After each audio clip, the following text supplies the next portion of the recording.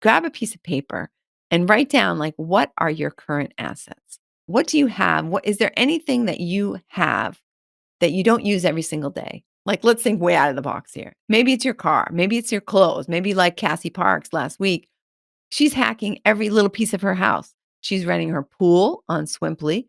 She's renting a bedroom on Airbnb.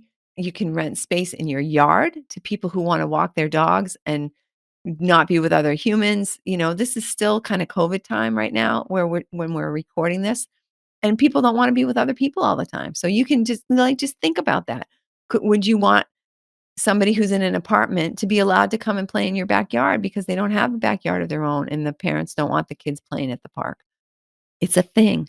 You just need to figure out how to find those people and leverage them.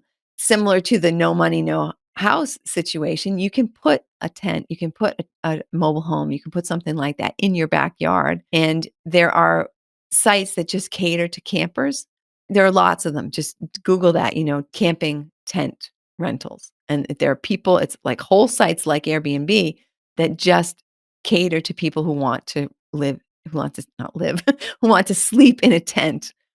Okay. So think about that. Do you have space in your basement, your attic, your garage? I'm going to tell you about a situation. I'm going to give you access to a video that actually shows some of the process of me turning a shed, a less than 200 square foot shed that was in the backyard of another house, turning that into a tiny house that was rented pretty much nonstop. Now, it was cute. It wasn't gorgeous. It could have been much cuter. I just did a few things to finish it up, but there was exposed insulation. There was just all kinds of stuff. It wasn't like a beautiful place, but because I had done my research on the area, there were two little niches that were not being filled.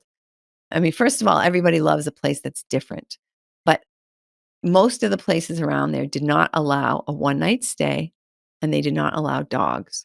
So by allowing both in my little tiny house, it was rented much more consistently than I ever dreamt it would have been. I had almost no empty nights there, which kind of disappointed me because it was kind of cute and I liked staying there, but I could never stay there because I'm greedy. I obviously could have blocked some days off. But check out the video on that. You'll see that we did some really different things. I repurposed windows, decking, all kinds of stuff that, had been taken out. I got stuff that people were throwing away. I got other windows I bought for $25. There's just a lot of stuff you can do when you are thinking outside the box and thinking about budgeting. So the tiny house, there's no cleaner between guests. There was no running water. Okay. We had a little tiny mini fridge. I did bring electricity to the shed, but we had a composting toilet and that's it. People had to fill their own buckets.